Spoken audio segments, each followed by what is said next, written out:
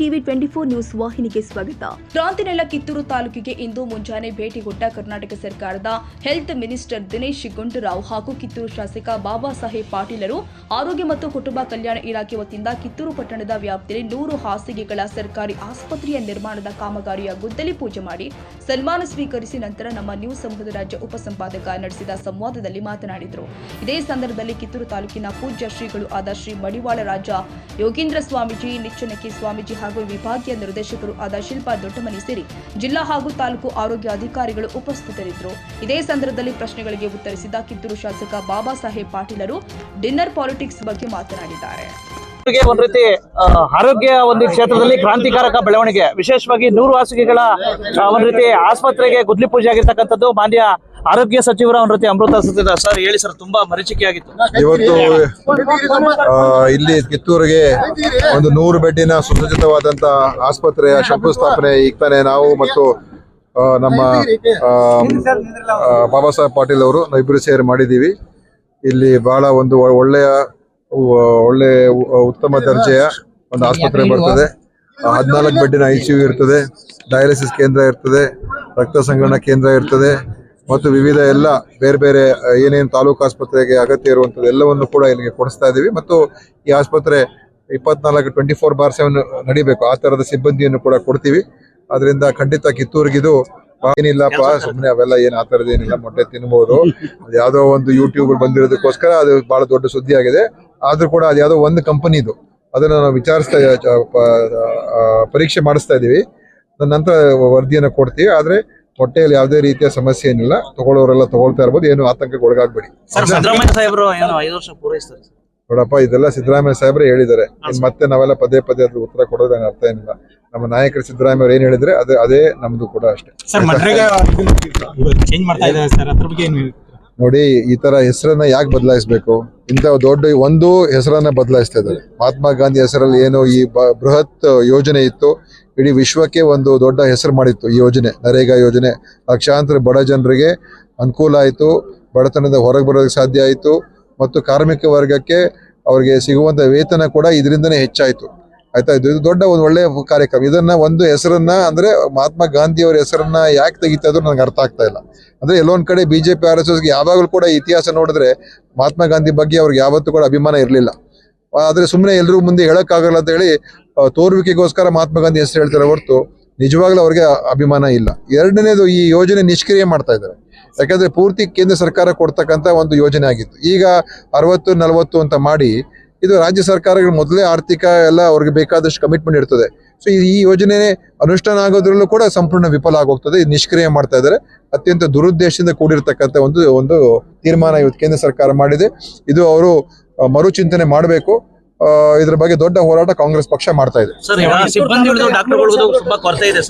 ಡಾಕ್ಟರ್ಗಳು MBBS ಡಾಕ್ಟರ್ಗಳೆಲ್ಲ ಕೊಟ್ಟಿದ್ದೀವಿ. ಈಗ ಸುಮಾರು 1500 MBBS ಡಾಕ್ಟರ್ಗಳನ್ನ ನಾವು ಮೊನ್ನೆ ತಾನೇ ಎಲ್ಲ ಅಪಾಯಿಂಟ್ ಮಾಡಿದ್ವಿ. ಬಹುತೇಕ 90% ಇವತ್ತು MBBS ಡಾಕ್ಟರ್ಸ್ ಕೊರತೆ ಏನಿಲ್ಲ. ಬೇರೆದೆಲ್ಲ ಕಾಂಟ್ರಾಕ್ಟ್ ಮೇಲೆ ತಗೊಳ್ಳೋದು ಕೂಡ ನಮಗೆ ಪರ್ಮಿಷನ್ ಸಿಕ್ಕಿದೆ. ಅದನ್ನು ಕೂಡ ಮಾಡ್ತಾ ಇದೀವಿ. ಈ PG ಡಾಕ್ಟರ್ಸ್ ಕೂಡ ನಮಗೆ ಕೋರ್ಟ್ ಅಲ್ಲಿ ಒಂದು ಆದೇಶ ಇರೋದ್ರಿಂದ ಸ್ವಲ್ಪ ತಡೆ ಆಗಿದೆ. ಸೊ ಅದು ಕೋರ್ಟ್ ಆದೇಶ ಅದಾಗ್ಬಿಟ್ರೆ ನಮ್ಗೆ ಸುಮಾರು PG ಡಾಕ್ಟರ್ಸ್ ಕೂಡ ಸಿಕ್ಬಿಡ್ತಾರೆ. ಸೊ ಅದರಿಂದ ಅದನ್ನು ನೀಗಿಸುವಂತ ಕೆಲಸ ತುಂಬಾ ಮರೀಚಿಕೆ ಆಗಿತ್ತು, ತುಂಬಾ ಅನಿವಾರ್ಯವಾಗಿತ್ತು. ಒಂದು 100 ಹಾಸಿಗೆಗಳ ಒಂದು ರೀತಿ ಆಸ್ಪತ್ರೆ ಇವತ್ತು ಶಾಸಕರ ವಿಶೇಷ ಪ್ರಯತ್ನದಿಂದ ಇದಾಗಿದೆ. ಇದಕ್ಕೆ ಮುಖ್ಯ ಕಾರಣ ಆಗಿರ್ತಕ್ಕಂಥವ್ರು ನಮ್ಮ ಹೆಮ್ಮೆಯ ಶಾಸಕರಾಗಿರ್ತಕ್ಕಂಥ ಶ್ರೀ ಬಾಬಾ ಸಾಹೇಬ್ ಪಾಟೀಲ್ ಅವರು. ಸರ್ ನಮಸ್ತೆ. ವಿಶೇಷವಾಗಿ ಕಳೆದ ಬಾರಿ ಒಂದು ಆಸ್ಪತ್ರೆಗೋಸ್ಕರ ಪಾದಯಾತ್ರೆ ಮಾಡಿ ಹೋರಾಟ ಮಾಡಿದ್ರಿ. ಇಂಥ ಸಂದರ್ಭದಲ್ಲಿ ಮತ್ತೆ ಶಾಸಕರಾದ್ರೆ ಈಗ ವಿಶೇಷ ಪ್ರಯತ್ನ ಮಾಡಿ 100 ಹಾಸಿಗೆಗಳ ಬೆಡ್ ಇದಾಗಿದೆ. ಒಂದು ರೀತಿ ಎಲ್ಲೋ ಒಂದು ಕಡೆ ಸಾಕಷ್ಟು ಹೆಮ್ಮೆ. ಡೆಫಿನೆಟ್ಲಿ. ಯಾಕಂದರೆ ಕಿತ್ತೂರು ನಮ್ಮ ಕ್ಷೇತ್ರದ ಜನ, ಕಿತ್ತೂರು ತಾಲೂಕಿನ ಜನ ಇದು ಈ ಆಸ್ಪತ್ರೆ ಇದು ಪಟ್ಟಣದಲ್ಲಿ ಆಗಬೇಕನ್ನುವಂಥ ಒಂದು ಒಳ್ಳೆಯ ಉದ್ದೇಶಕ್ಕೆ ಹೋರಾಟ ಮಾಡಿದ್ದೆ. ಆ ಹೋರಾಟದಲ್ಲಿ ನಾನು ಕೂಡ ಒಬ್ಬ ಹೋರಾಟಗಾರನಾಗಿ ಭಾಗಿಯಾಗಿದ್ದೆ ಅವತ್ತಿನ ದಿವಸ, ಸುಮಾರು 3 ವರ್ಷಗಳ ಹಿಂದೆ. ತದನಂತರ ಸರ್ಕಾರ ಬದಲಾಯಿತು, ಶಾಸಕರು ಬದಲಾದ ಕೂಡ ನನ್ನ ರೆಸ್ಪಾನ್ಸಿಬಿಲಿಟಿ ಕೂಡ ಇತ್ತು. ಯಾಕಂದ್ರೆ ನಾನಾ ಹೋರಾಟದಲ್ಲಿದ್ದಂಥವನು ಈ ಪಟ್ಟಣದಲ್ಲಿ ಆಸ್ಪತ್ರೆಯನ್ನು ತೆರೆದಿದ್ದರೆ ಜನರಿಗೆ ಒಂದು ಮನೆ ಮಾತಾಡುವಂಥ ಪ್ರಸಂಗ ನಿರ್ಮಾಣ ಆಗ್ತಿತ್ತು. ಶಾಸಕನಾಗಿ ಒಂದು 2-3 ತಿಂಗಳಿಂದ ಬೆನ್ನು ಹೆಚ್ಚಿದಂಥವ್ರು ಈ ಪ್ರಪೋಸಲ್ಕ್ಕೆ. ಡೆಫಿನೆಟಾಗಿ ದಿನೇಶ್ ಗುಂಡೂರಾವ್ ಸಾಹೇಬ್ರು ಕಂದು ಆ ಸ್ಪಾಟಿಗೆ ವಿಸಿಟ್ ಮಾಡಿಸಿದ್ವಿ. ಅವರಿಗೂ ಮನಗೊಂಡು ಇದು ಸೂಕ್ತವಲ್ಲ ಈ ಜಾಗ ಹಾಸ್ಪಿಟಲ್ ಮಾಡಕ್ಕೆ ಅಂತ ಹೇಳಿದ್ರೆ ಯಾವುದಾದ್ರೂ ಒಂದು ಸೈಟ್ ಎಲ್ಲರಿಗೂ ಅನುಕೂಲ ಆಗುವಂಥದ್ದು ಆ ಸೈಟನ್ನು ಹುಡುಕಿ ತೊಗೊಂಬರ್ರಿ, ಅಲ್ಲಿ ಹಾಸ್ಪಿಟಲ್ ಅಲ್ಲೇ ಕಟ್ಟಲು ನಿರ್ಮಾಣ ಮಾಡಲು. ಮೊದಲಿದ್ದಂಥ ಒಂದು 50 ಹಾಸ್ಪಿಟಲ್ 50 ಬೆಡ್ದಿತ್ತು, ಸುಮಾರು 15 ಕೋಟಿಗೆ ಇರ್ತಾರೆ. ಆಲ್ರೆಡಿ ಒಂದು 3 ಕೋಟಿ ರೂಪಾಯಿ ಖರ್ಚು ಮಾಡಿಬಿಟ್ಟಿತ್ತು. ಆ 3 ಕೋಟಿ ರೂಪಾಯಿ ಭರಪಾಯ ಮಾಡಿ ಮತ್ತು 33.5 ಕೋಟಿ ರೂಪಾಯಿಗೆ 100 ಹಾಸಿಗೆ ಆಸ್ಪತ್ರೆಯನ್ನು ಇವತ್ತು ಕಿತ್ತೂರಿಗೆ ಕೊಟ್ಟಿದ್ದಾರೆ. ಅದರ ಭೂಮಿ ಪೂಜೆ ಕೂಡ ಈಗ ಮಾನ್ಯ ಸಚಿವರು ಮಾಡಿ ಹೋಗಿದ್ದಾರೆ. ಈಗ ಉತ್ತರ ಕರ್ನಾಟಕದ ಬಗ್ಗೆ ಸಾಕಷ್ಟು ಚರ್ಚೆ ಆಗಬೇಕು ಅಂತ ಹೇಳ್ಬಿಟ್ಟು ಪದೇ ಪದೇ ಇದಾಗಿತ್ತು ಸರ್. ಈ ಬಾರಿ ಎಲ್ಲ ಶಾಸಕರು ಒಂದು ರೀತಿ ಎಲ್ಲ ಒಂದು ಕಡೆ ಪರಿಣಾಮಕಾರಿಯಾಗಿ ಚರ್ಚೆ ಮಾಡಿದ್ದಾರೆ. ಒಳ್ಳೆ ಚರ್ಚೆಯಾಗಿ ಉಳಿಯುತ್ತೋ ಅಥವಾ ಏನಾದ್ರು ಅನುಷ್ಠಾನಕ್ಕೆ ಬರುತ್ತಾ ಸರ್? ನೋಡ್ರಿ, ಏನಾಗುತ್ತೆ ಅಂದರೆ ಚರ್ಚೆ ಡೆಫಿನೆಟ್ಲಿ ಉತ್ತರ ಕರ್ನಾಟಕ ಬಗ್ಗೆ ಸ್ವಲ್ಪ ನಿರ್ಲಕ್ಷ್ಯ ಭಾವನೆ ತೋರಿಸ್ತಾರೆ ಅನ್ನೋದು ಎಲ್ಲ ಶಾಸಕರ ಅಭಿಪ್ರಾಯ. ಡೆಫಿನೆಟ್ಲಿ ಕಂಪೇರ್ ಮಾಡ್ತಿರ್ತೇವೆ ನಾವು ಸೌದವ್ರಿಗೆ ಕಂಪೇರ್ ಮಾಡ್ತಿರ್ತೇವೆ. ನಮಗೂ ಸ್ವಲ್ಪ ಏನಾಗ್ತದಂತಂದರೆ ಕಂಪೇರ್ ಮಾಡಿದಾಗ ಸ್ವಲ್ಪ ಅನುದಾನ ಆಯಿತು, ಮೊದಲಿಂದ ಭಾಳ ವರ್ಷಗಳಿಂದ ಸ್ವಲ್ಪ ವಂಚಿತ ಆಗಿದೆ. ಡೆಫಿನೆಟ್ಲಿ ಅದನ್ನು ಸರಿಪಡಿಸ್ಕೊಂಡು ಹೋಗ್ಬೇಕನ್ನುವಂಥದ್ದನ್ನು ಒಂದು ಉದ್ದೇಶ ಇಟ್ಕೊಂಡು ಚರ್ಚೆ ನಡೀತಾ ಇದ್ದಾವೆ. ಈಗ ಇನ್ನೊಂದು ಸುವರ್ಣ ಅಧಿವೇಶನ ನಡೀತಾ ಇದೆ, ಇಂಥ ಸಲ ಡಿನ್ನರ್ ಪಾಲಿಟಿಕ್ಸ್ ಸಿಕ್ಕಾಪಟ್ಟೆ ಇದಾಗ್ತದೆ ಸರ್. ಮೊನ್ನೆ ಡಿ ಕೆ ಶಿವಕುಮಾರ್ ಸಾಹೇಬರು ಮಾಡಿದ್ರು, ಮತ್ತು ನಿನ್ನೆ ಸತೀಶ್ ಜಾರಕಿಹೊಳಿ ಅವರು ಮಾಡಿದ್ರು. ಏನು ಡಿ ಕೆ ಶಿ ಅವ್ರು ನಡೆಸಿರ್ತಕ್ಕಂಥ ಡಿನ್ನರ್ ತಾವು ಭಾಗಿಯಾಗಿದ್ರು ಸರ್? ಎಲ್ಲರಲ್ಲಿ ನಿನ್ನೆ ದಿನೇಶ್ ಅವ್ರಿಗೆ ಎಲ್ಲರೂ ಹಾಗೇನಿಲ್ಲ, ಪರ್ಟಿಕ್ಯುಲರ್ಲಿ ಯಾರು ಡಿ ಕೆ ಶಿವಕುಮಾರ್ ಆಗೋದು ಅಥವಾ ಅದು ಭಾಳಷ್ಟು ಮಂದಿ ಸಚಿವರು ಉತ್ತರ ಕರ್ನಾಟಕಕ್ಕೆ ಬಂದಾಗ ಅವ್ರಿಗೊಂದು ಏನೋ ಎಲ್ಲರೂ ಆ ಕಡೆ ಸೌತ್ ಅವ್ರು ಇರ್ತಾರೆ, ಅವ್ರಿಗೊಂದು ಏನೋ ಅವಧಾನ ಕೂಟ ಕೊಡೋಣ ಅಂತ ಕೊಡ್ತಿರ್ತಾರೆ. ತಾವು ಏನಾದ್ರು ಭಾಗಿಯಾಗಿದ್ರ ಎಲ್ಲ ಕಡೆ ಯಾಕನ್ನ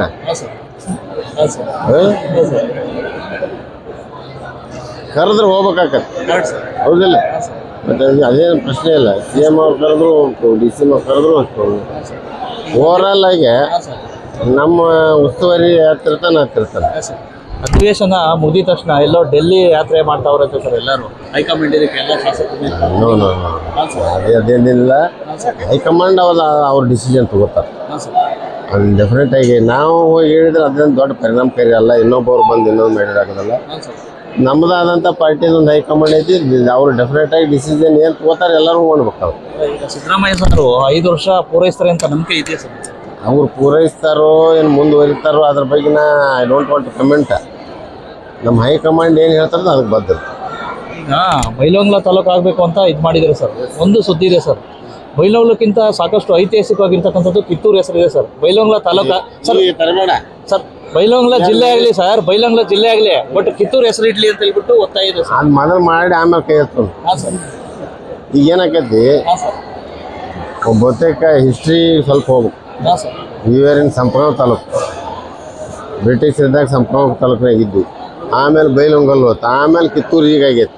ಆ ಸಂಪಗಾಂವ್ದವ್ರು ಮೊದಲು ನಮ್ಮನ್ನು ಮಾಡ್ರಿ ಅಂತ ಕುಂತಾರೆ. ಬಟ್ ಸಂಪಗಾಂವ್ ಯಾಕೆ ಬಿಟ್ಟು ಹೋಯ್ತು, ಕಿತ್ತೂರು ಯಾಕೆ ಆಯ್ತು ಅಂತ ಅನ್ನೋದು ಇತಿಹಾಸ ನೋಡ್ಕೋಬೇಕಾಗ್ತದೆ. ಇದಕ್ಕಾದಂಥದ್ದು ಒಂದು ಐತಿಹಾಸಿಕ ನೆಲದ ಇದೈತಿ. ಅದಕ್ಕೆ ಚೆನ್ನಮ್ಮನ ಕಿತ್ತೂರು ಇನ್ನೂ ಡೆವಲಪ್ ಮಾಡೋಣ.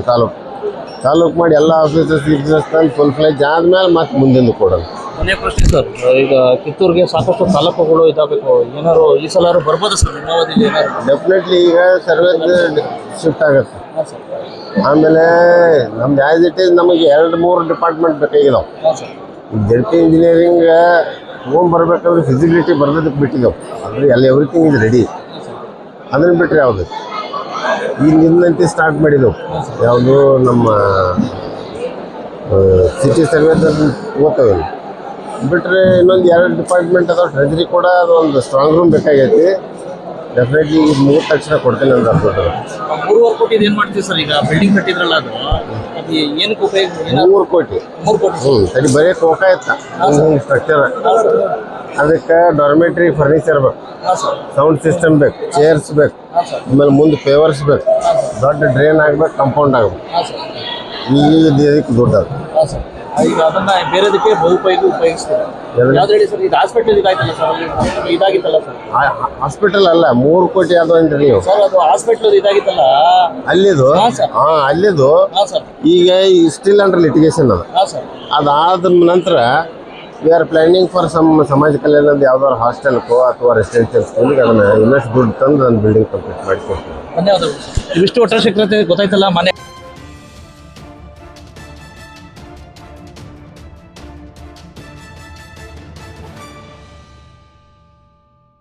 ಕನ್ನಡಿಗರ ಮೆಚ್ಚಿನ ನಿಮ್ಮ ಟಿವಿ 24 ಕನ್ನಡ ನ್ಯೂಸ್ ವಾಹಿನಿ ಇದೀಗ ಟಿವಿಯಲ್ಲಿ ಲಭ್ಯ.